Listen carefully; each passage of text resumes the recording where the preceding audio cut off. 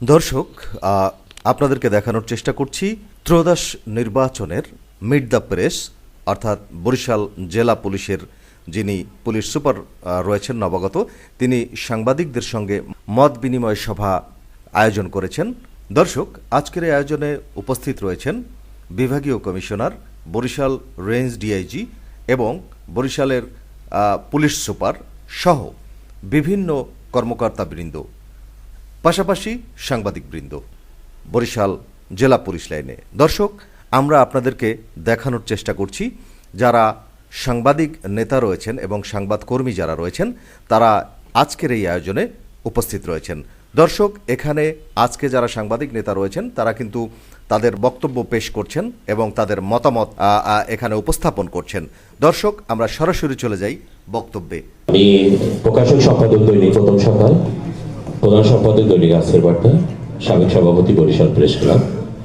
আজকের নবগত police super মহোদয় আমাদেরকে আমন্ত্রণ জানিয়েছে, জন্য ধন্যবাদ জানাচ্ছি। আমাদের মাঝে আজকের বরিশাল বিভাগের সর্বস্তরের প্রশাসনের ঊর্ধ্বতন কর্মকর্তাবৃন্দ আছেন। আমরা দুইটি কথা বলতে চেয়েছিলাম কিন্তু সময় সংকীর্ণ। আমাদের জেলার দায়িত্বে আছেন জনাব ফারজানা ইসলাম। আমরা সাংবাদিকতা, যারা মাঠ পর্যায়ে সাংবাদিকতা করে, বিশেষ করে অনেকগুলো যারা চ্যানেলে এবং প্রিন্টিং লাইনে ঢাকায় যারা কাজ করেন পুরো, তাদের অনেক সময় অনেক নিউজে প্রয়োজন হয়। সেক্ষেত্রে আমি অনুরোধ রাখবো, কারণ ডিআইজি মহোদয়, বিভাগীয় মহোদয়, কমিশনার এবং পুলিশ কমিশনার মধ্যে এরা অনেক ব্যস্ত থাকেন, আপনিও ব্যস্ত থাকেন, কিন্তু সংবাদের জন্য আমরা মাঝে মাঝে আপনার দ্বারস্থ হই। সেক্ষেত্রে আপনি প্রায় 1 মাসের একটু বেশি হয়েছে, কিন্তু সাংবাদিকদের সাথে আনুষ্ঠানিকভাবে আপনার সাক্ষাৎ হয়নি। যাক, এটা আপনার কর্মব্যস্ততার কারণে হয়েছে। আপনারা এসেছেন, নির্বাচনের পরে কে কতদিন থাকবেন জানি না, কিন্তু আপনারা এসেছেন আমাদের একটি সুন্দর সুষ্ঠু নির্বাচন উপহার দেওয়ার জন্য। আমরা আমাদের সর্বোচ্চ আন্তরিকতা দিয়ে, আমাদের কর্মদক্ষতা, আমাদের সততা, নিষ্ঠার সাথে আমরা চেষ্টা করব বাংলাদেশে একটি সুন্দর এবং নিরপেক্ষ একটি নির্বাচন উপহার দেওয়ার জন্য।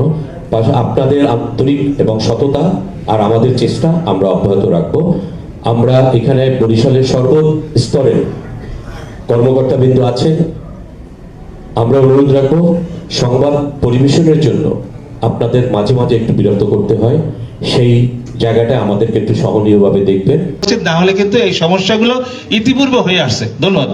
আমি নিকুঞ্জবালা পলাশ, আমি বরিশাল সাংবাদিক ফোরামের সভাপতি এবং দৈনিক আমার দেশ পত্রিকায় কাজ করি বরিশালে। তো অনেক প্রার্থীরা, আমরা ইতিমধ্যে কথা বলেছি, প্রার্থীরা বলছেন যে নির্বাচনের জন্য এখনো লেভেল প্লেইং ফিল্ড সেটা এখনো সৃষ্টি হয়নি এবং তারা অনেকে অভিযোগ করেছেন। এবং আরেকটা বিষয় আমি জানতে পেরেছি, আপনাদের যে যৌথ বাহিনীর যে অভিযান, সেটা আমরা শুনছি যে শুরু হবে বিভিন্ন জায়গায়। সেক্ষেত্রে বরিশালে এই আইন শৃঙ্খলা ঠিক রাখতে কবে থেকে শুরু করছেন, এই বিষয়টা জানা দরকার আমাদের। আসসালামু আলাইকুম, আমি মাসুদ রানা, নিউ নেশন পত্রিকার বরিশাল প্রতিনিধি। পুলিশ সুপার স্যারকে শুভেচ্ছা এবং অভিনন্দন। আপনি এর আগেও চেষ্টা করেছিলেন আমাদেরকে নিয়ে বসার জন্য। ডিএজি স্যার তো আমাদের প্রাণপ্রিয় মানুষ অনেক আগ থেকেই। তো আমি যেটা বলতে চাচ্ছি, পুলিশ সুপার স্যার আমাদেরকে অবহিত করেছেন তিনি জয়েন করার পর এখানে কি কি করেছেন। তার ভিতরে আমরা একটি জিনিস পাইনি, সেটা হলো 5ই আগস্ট আমরা দেখেছি নিষিদ্ধ ঘোষিত দলের হাতে অস্ত্র, দা, কুড়াল, বডি যাহা কিছু আছে সেগুলা কোনো উদ্ধার তৎপরতা নাই, বা আছে কিনা আমি জানি না, উদ্ধার নাই। এটা আবার এই নির্বাচনকালীন সময়ে ব্যবহৃত হবে কিনা। আর সরকার দলীয় তখন যারা নেতা ছিল তাদের নামে বৈধ অস্ত্র ছিল, মানে লাইসেন্সকৃত অস্ত্র, তারা তো কেউ পালানো, কেউ জেলখানায়, কিন্তু তাদের সেই অস্ত্রগুলা আপনাদের কাছে জমা হয়েছে কিনা প্রশাসনের কাছে? তাহলে এই অস্ত্রগুলো কারা এখন ব্যবহার করবে নির্বাচনকালীন সময়? অস্ত্র উদ্ধার নিয়ে সংক্রান্ত এটা আমাদের রিসেন্ট একটা তথ্য আছে, এই জন্য বললাম। সেটা হচ্ছে যে আমাদের বরিশাল জেলায় কিন্তু কোনো লুটকৃত অস্ত্রের কোনো ইনসিডেন্ট নাই। তারপরেও আমাদের অবৈধ অস্ত্রের বিরুদ্ধে আমাদের কিন্তু প্রতিনিয়ত অভিযান অব্যাহত আছে এবং গত পরশুদিন আমরা বানারীপাড়া থেকে আমাদের বিশেষ অভিযানে, গোপন তথ্যের ভিত্তিতে আমরা বিশেষ অভিযান চালাই। ওইখানে কিন্তু আমরা একজনকে অ্যারেস্ট করেছি, পাইপ গান, দেশি পাইপ গান, 8 রাউন্ড গুলি সহ, এবং অন্যান্য দেশীয় অস্ত্রশস্ত্র সহ কিন্তু আমরা অ্যারেস্ট করেছি। তো আমাদের এই অভিযান অব্যাহত থাকবে এবং যৌথ বাহিনীর সাথে আমাদের যোগাযোগ আছে, ইনশাল্লাহ এই অভিযান অব্যাহত থাকবে এবং অবৈধ অস্ত্রের ব্যবহার আমরা রোধ করতে সক্ষম হব বলে আমাদের দৃঢ় বিশ্বাস রয়েছে। ধন্যবাদ। আমি সৈয়দ মেহেদী হাসান, আমি স্টার নিউজে কাজ করি বরিশালে।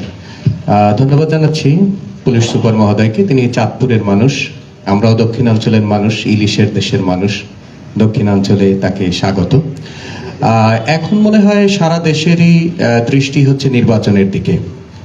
আমার অভিজ্ঞতায়, সাংবাদিকতার অভিজ্ঞতায় বিগত দিনে যে কয়টি নির্বাচন কভার করেছি, সে কারণে সে সময় আমরা দেখেছি যে এই যে বিতর্কিত যে নির্বাচনগুলো 18, 14, 24 এই নির্বাচনগুলোর ক্ষেত্রে আমরা যেটা দেখেছি, আমাদের জায়গা থেকে আমরা চেষ্টা করেছি আসলে সত্যটা তুলে ধরার জন্য। কিন্তু প্রত্যন্ত এলাকায় বা বিভিন্ন যে ভোট কেন্দ্রগুলো রয়েছে সেখানের মূল ব্যাকবোনটাই হচ্ছে আইন শৃঙ্খলা রক্ষাকারী বাহিনী। আসসালামু আলাইকুম, আমার নাম শাহিদ হাসান, আমি কাজ করি বাংলা ভিশন টেলিভিশনে।